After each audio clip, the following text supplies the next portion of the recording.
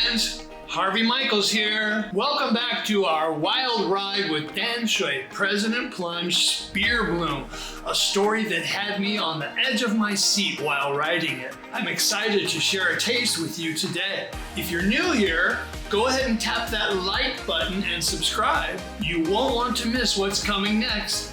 All right, let's jump in. Chapter 6. Try to break something. Fish chopper. Earlier, my phone on tape recorder mode, after a few minutes of silence, I began repeating in an intense whisper, "Shh, shh, they'll hear you," and "Hurry, send help," and "I don't know how many there are," and "We need help." I recorded the whispered, separated phrases over and over for a couple minutes. Glass crunching footsteps echoed downstairs. I crab walked, quiet and quick, to put the phone close to the fence at the side of the catwalk. Irrationally, I yearned to take a snapshot to show Willie or Pieface, both equally impossible to access. Pushing play, I slid the phone next to the ramp side bottom of a barrel against the fence, and returned, stooped low, into the middle of the dozen or so blue barrels grouped together on the catwalk. The large plastic barrels were about halfway between the ramp top and the closed door Romeo was behind. I froze in place and prayed, crouched among the barrels, hearing boots on the stairs steadily coming up. Lao Da hesitated on the stairs, straining to hear something other than silence. His inebriated mind expected a voice or voices from within the room at the top of the stairs. Nothing. Again, he crept back up the stairs, holding a revolver identical to the one Hunter killed James with, and the one Romeo had. Lao Da pointed his pistol like a flashlight in front of him. He turned behind, pointed to his ear, and shook his head. No sounds for the three behind him, who were barely spreading out, waiting at the bottom of the stairway. At the top of the stairs, Lao Da stealthily stepped toward the room he knew Romeo had been holed up in. He tilted his head, baffled there was no sound other than a dripping shower faucet sound he discerned from behind the door to the room he expected they were in. He grinned and thought maybe Romeo was messing with Coco, or maybe Romeo was messing with them and would jump out any second. Lao Da covered the last few meters quickly, opened the door, and strode in. Looking straight ahead, he lurched forward with his gun hand leading the way. He immediately slipped and crashed onto his side, onto his gun hand, and then his front side in the viscous 4-liter spread-out pool of Romeo's blood. Lao Da's momentum carried him straight toward Romeo there, white-skinned, dead, with sightless eyes pointing at the ceiling. Lao Da's panicked heart raced when, in the splashing fall, some of Romeo's blood got in Lao Da's eyes.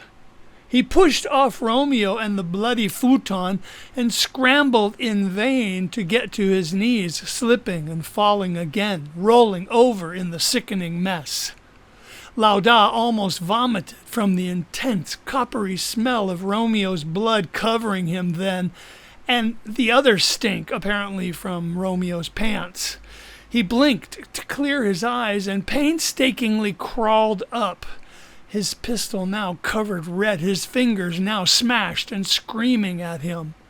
Lao Da's knees wobbled and slid more. He struggled to his feet, careful to not slip, and tromped toward the door, blood running off his fingers and dropping off him in globs. Out the doorway, he heaved breaths in relief to be on the steel mesh catwalk. Lao Da froze, when he heard a curious whirring and thumping from inside the truck trailer holding the Zodiac. Before he could think about that, there was another louder motoring sound also from below. The second motor activated was raising the wide metal garage door behind the trailer. Overcast sunset light came in from both sides of the trailer in the doorway opening. Lao Da shivered at the memory of Romeo and from the feel of blood still snaking down his own arms and legs. This stoked up his drug high and heightened his apprehension from the new sounds and light from outside, which he believed he could detect dimming by the second. He took an unsteady step toward those sounds and was about to call to his 3 A-team cohorts when another sound stopped him. He turned to it, listening carefully. Shh, they'll hear you. Then, every few seconds more, hurry, send help. I don't know how many there are. We need help. From the corner of my eye, in glimpses between barrels, the top of his head and shoulders made its way around to my cell phone.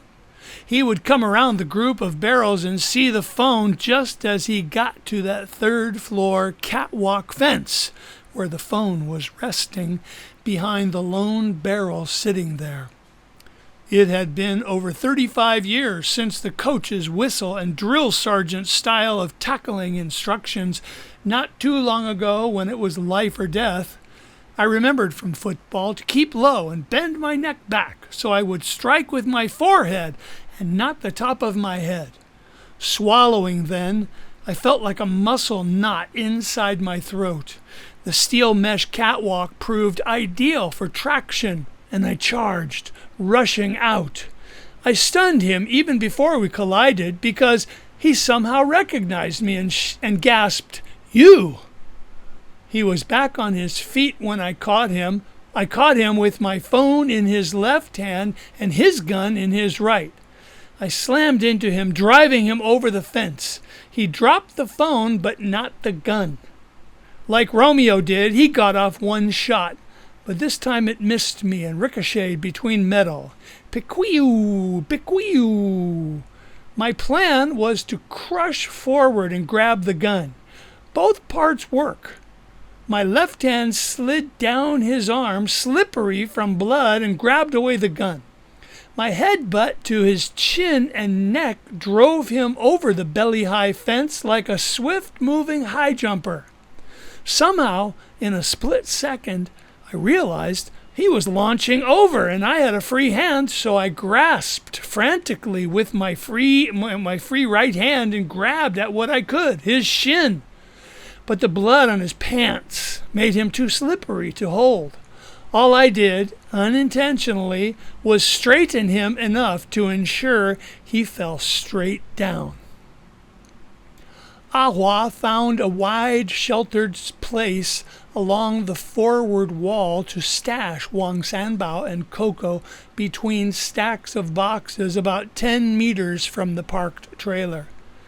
Seeing Lao Da enter the top room and having discerned that shadows of the other A-team were staying put, he took the chance to start making diversions. First, he grabbed a portable charged-up circular saw from where he left it a week ago and crept to the trailer with the Zodiac inside, sneaking to the open end of the trailer from underneath to remain unseen. Inside the upper room, Lao Da grunted and groaned during his slipping and falling plight with the bloody swamp around Romeo's corpse. Ahua imagined from behind a support column and stacks of boxes the other 3 A-teamers looking up toward the top floor ruckus.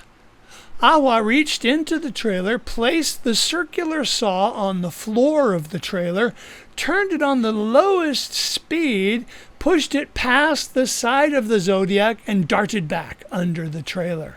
He heard the circular saw clattering inside the trailer as he crab-walked below it, turning left at the back of the trailer and racing to the far corner. where he switched on the motor to raise the wide garage door. While the big door motors opened, Ahua walked along the back wall next to the fish chopper toward the fish chopper's rear feed chute door to the control panel. He was overjoyed to see that door already hanging open. He was also glad he remembered correctly, and the metal tools he thought would be on the ground there were actually there.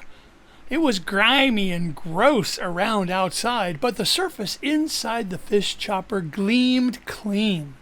With great care to not bump anything, he placed a crowbar, a large monkey wrench, and pipe wrench into the fish chopper, where the big sharp blades and gears waited to chew up frozen dolphins loaded from the larger feed chute door on the front side. Just before Ahua closed the feed chute door and switched on the power, he heard sounds crowded together, a man's voice, just before a single gunshot and ricochet sounded, and then a revolting crunch on the floor 10 meters in the opposite direction, from which he then ran after he set off the painfully loud fish chopper clanging, grating racket. The 3 remaining A-team were discombobulated, driven further off balance by degrees since taking up waiting positions at the bottom of the stairs near the entrance. First, they heard Lao Da's echoed tumbling and complaining moans from inside the room upstairs. They looked up the stairs for him, but saw nothing. Then they heard bizarre whirring and scuttling sounds coming from the open trailer. Right after that, the back door motor rumbled and the wide garage door started rattling up. Before they could think about the noises and the door opening, they heard voices and one gunshot ricocheting along with a scuffle. Then they heard a sick crunch sound on the first floor like a person fell hard. Almost the same time as that, a harsh, jarring clamor started up from the fish chopper, loud enough to make them want to cover their ears.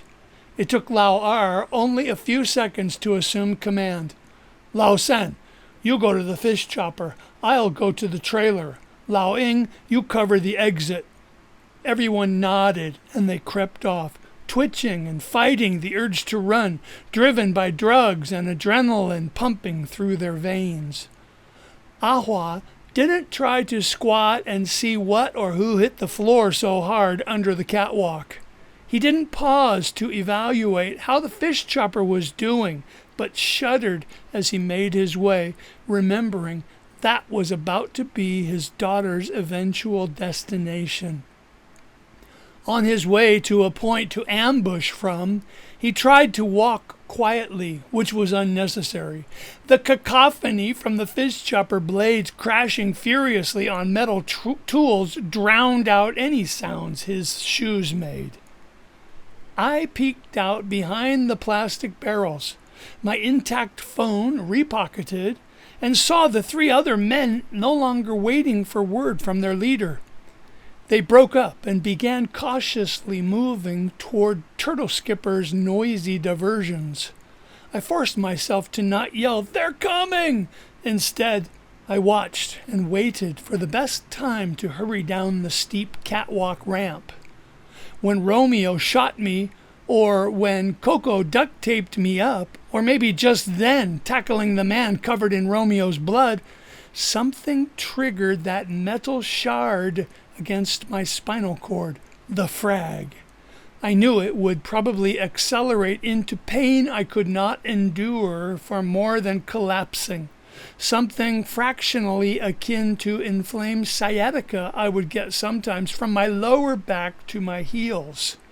The frag pain was more encompassing than gallstone attacks, my second worst knifing pain experience. There was no telling what might usher my collapse, sitting, lying, walking, or crouching. I felt it dully begin to occupy half of my torso. Denim-jacketed Lao San made his way to scout out the fish chopper racket. As he crept past the trailer opening, he snuck a quick look and jumped past over a puddle of water that had dripped off the Zodiac. He turned and signaled to Lao Ar several meters behind that he saw nothing.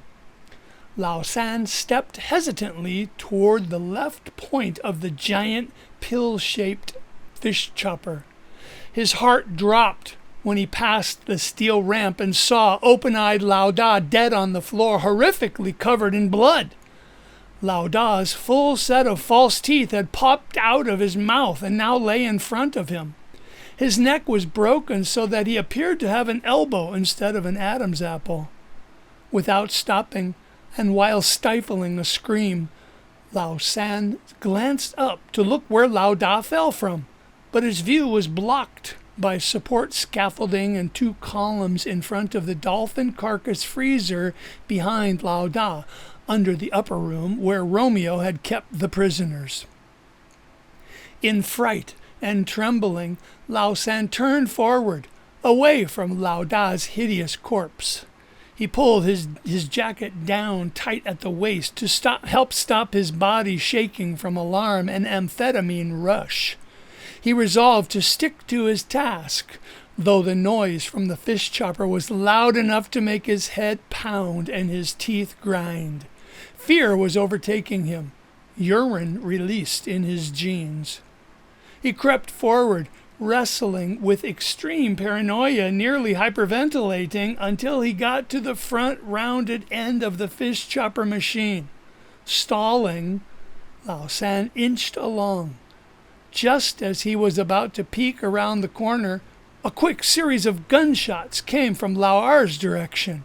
Lao San gasped in alarm and whimpered. When he opened his eyes, he could see around the corner. He was relieved beyond words to see no one at the fish chopper control panel or all the way ahead to the warehouse back corner.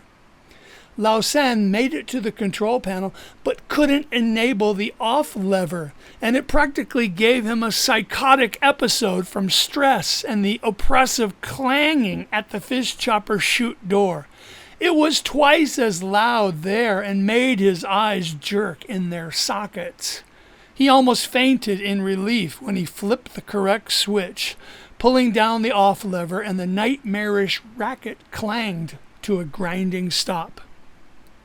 Lao Ar was wearing a thin, white, zipped-up designer jacket. He was freaking out from the pressure and his own body chemistry storm, wishing he'd had breakfast, wishing he were anywhere else. Fighting double vision and vertigo, he stood at the open end of the Zodiac trailer. He faced 4 enormous outboard motors moving in his vision and held up his gun at bloodshot eye level. "You better come out! Don't make me come in after you or I'll start shooting!" His shouts were not answered. He waited several tense seconds, listening to the curious thumping, whirring sounds from the trailer, barely audible with the fish chopper's hellish, pounding percussion sounds and their echoes filling the whole building, the whole neighborhood. Focused on the trailer sounds, tilting his head like a dog baffled by a muffled whistle, Lao Ar opened fire with his pistol in the direction of the vexing saw along the right side of the inner trailer. He hit the unseen saw, causing it to move and skitter along the saw blade edge some more. He yelled out and held one long singing note as he shot again and again until the revolver was empty. Excited, sky high on drugs and drunk, he kept bellowing as the revolver clicked as many times on empty bullet chambers as it did firing live shots. Turtle Skipper emerged from where he was crab walking under the trailer directly up to Lao Ar. "Turtle Skipper!" he exclaimed, surprised to see Ahua, the same time Ahua pulled the trigger. Romeo's gun jerked in Ahua's hand, and a black dot appeared and turned red at the center of Lao Ar's chest. Ahua turned quickly to his right to look for the other man who went to the fish chopper. As Ahua turned back, he saw flying red mist settle behind the staggering backward man Ahua was no longer paying attention to. Ahua approached and squatted to take the empty gun from the dying man's fingers. Lao Er moaned and rolled over, revealing a dark red exit hole, an expanding blood stain, now plum-sized, that had soaked through the jacket. Blood pooled inside the man's white jacket and streamed out from under it. Senses heightened. Ahua strained to detect what he could. He couldn't hear or see anyone else. He noticed, with no feeling, that the blood was coming out steadily from apparently suffocating Lao Er's mouth in thick red bubbles. His mouth churned for air that would not reach him like a fish out of water. Ahua spotted the shadow of the third A-Team guy nearing the fish chopper control panel, and he hurried to where he left Coco and Sanbao. I witnessed Ahua execute the man in the white jacket, and I oddly felt no compassion for the fallen man. I only urgently willed my mind to think, where are the other two? I was doing no good up above everything happening, so I started stepping down the steep catwalk ramp.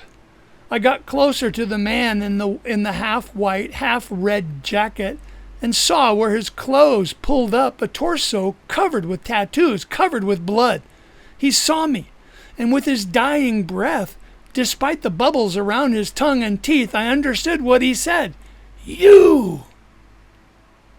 Coco saw white flashes where she thought her father was. At the same time, the sudden loud gunshots began echoing in the warehouse. After one more shot went off, she felt another episode of acute anxiety taking her over, almost losing control, rising like a breaking wave inside her. But within a few seconds, she mouthed, "Daddy-o," soundlessly, massively relieved to see her father. It lowered the risen sea level of her anxiety as he came near, while she forced herself to take big, silent breaths. "Take this," Ahua whispered urgently into her ear. "There are no bullets. Stand here behind cover and loudly insist you will shoot if the guy covering the exit threatens you." Ahua pointed toward the stacks of boxes in that man's general direction and nodded to his daughter, touched his fingerprints to his lips and then to Coco's forehead. Then he turned and hurried away to hunt the other loose A-Team guy. When the metal-on-metal cacophony ended without warning, Sanbao let out an untimely small gasp of relief, inadvertent in the sudden quiet with no more fish chopper clatter. His eyes immediately showed his disappointment and dismay at releasing the sound, the gasped slip-up. Coco motioned him to stay down, and she knelt in front of him with her empty gun. I remained standing at the bottom of the ramp, holding the revolver at my side, stunned still by sudden quiet. The pistol was half wet with Romeo's blood that came off the bad guy's clothes as I grabbed for the gun. There was little chance my inexperienced hands and eyes would hit anything I shot at, so I figured I need not threaten with it. The most I would do is send a shot to warn or distract. Hopefully I was carrying a few bullets for someone else who could shoot. A figure emerged from shadows walking toward me along the side of the trailer, backlit by remaining sunset light. He must have been the one who turned off the fish chopper noise. I felt like thanking him and smiled at that thought. "I can't believe it's you," he said, stepping closer. He raised a duplicate of the other revolvers straight at me, exposing a large Lao San wrist tattoo. "How do you know me?" I used one finger in the trigger guard to hold the revolver upside down out at my side in surrender. "We are going to Taichung tomorrow to kill your family in revenge," he said it matter-of-factly, raising his pistol, contempt on his face, exposing a mouth full of mostly gold teeth. Revenge? For what? As I finished speaking, I saw gun flash and heard shots boom at the same time. And that's a wrap for today. Thanks so much for tuning in. I'd love to hear your thoughts in the comments. What stood out to you? If you're enjoying the journey, please share with a friend. It means the world to me. Want to hold the whole Danshui President Plunge adventure in your hand? It's waiting for you on Amazon. And if you do, please leave a quick review. Until next time, take care. I'll be right here ready for the next chapter. See you then.